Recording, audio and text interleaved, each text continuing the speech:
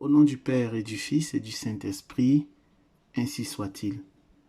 Nous sommes aujourd'hui le mardi 2 juin 2020 et nous méditons l'Évangile selon Saint Marc, chapitre 12, versets 13 à 17. Est-il permis, oui ou non, de payer le tribut à César? Devons-nous payer ou ne pas payer?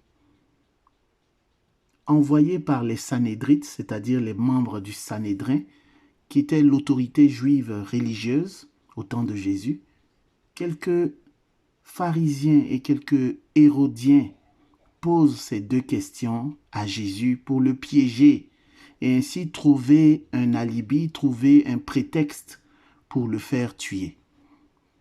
Les pharisiens et les hérodiens avaient des positions politiques diamétralement opposées dans la mesure où les premiers étaient contre l'occupant romain, contre la loi romaine, tandis que les hérodiens, les seconds, étaient sympathiques à l'endroit du gouvernement de Rome en Israël, puisque la dynastie des Hérodiens pouvait continuer à régner sur Israël en appuyant effectivement le gouvernement romain.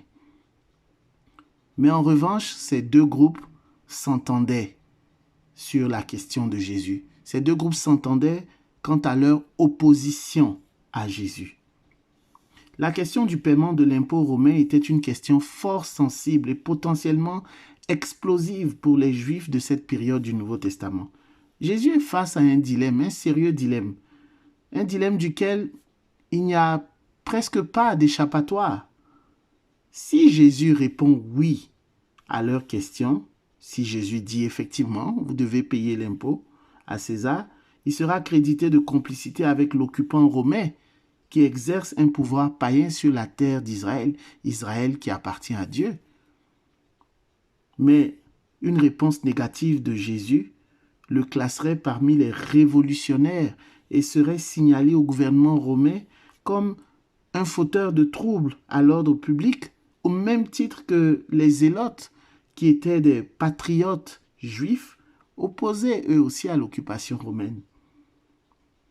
Après leur avoir demandé de lui apporter une pièce d'argent à l'effigie de César, Jésus leur dit, « Rendez à César ce qui est à César, et à Dieu ce qui est à Dieu. » Qu'est-ce que cela signifie? Premier aspect de cette réflexion biblique.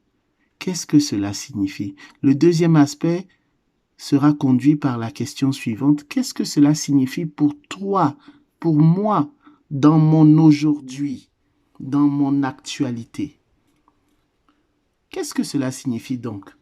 Si ce qui est à l'image d'un homme mérite d'être rendu à cet homme, à bien plus forte raison, ce qui est à l'image de Dieu et qui porte son effigie, c'est-à-dire les hommes, doivent être rendus à Dieu.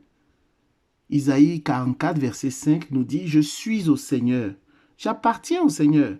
Nous faisons partie de son troupeau. La pièce de monnaie qui a été créée à l'image de César doit retourner à César.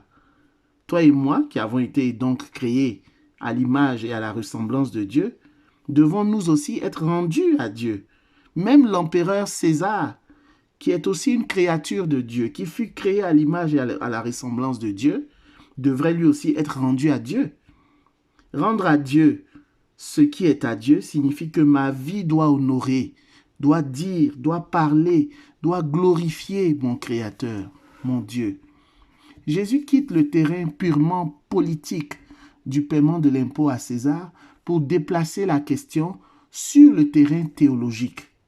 En quelque sorte, on dirait qu'il élargit le débat ou il rehausse le niveau du débat. Autrement dit, payons nos impôts, respectons les lois du pays dans lequel nous vivons, mais par-dessus tout, préoccupons-nous de retourner, de rendre à Dieu nos vies. Ce sont nos vies qui appartiennent à Dieu. Lui, le créateur de l'univers visible et invisible, n'est-il pas insensé?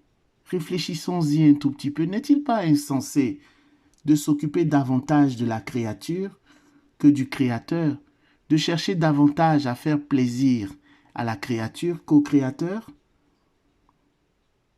Colossiens 3, verset 2 nous dit « Affectionnez-vous aux choses d'en haut et non à celles qui sont sur la terre. » 2 Corinthiens 4, 18 renchérit en nous disant « Regardons, non point aux choses visibles, mais à celles qui sont invisibles, car les visibles sont passagères et les invisibles sont éternelles. » Ta vie doit honorer Dieu. Ta vie, par ton obéissance à Dieu, tu dois glorifier Dieu.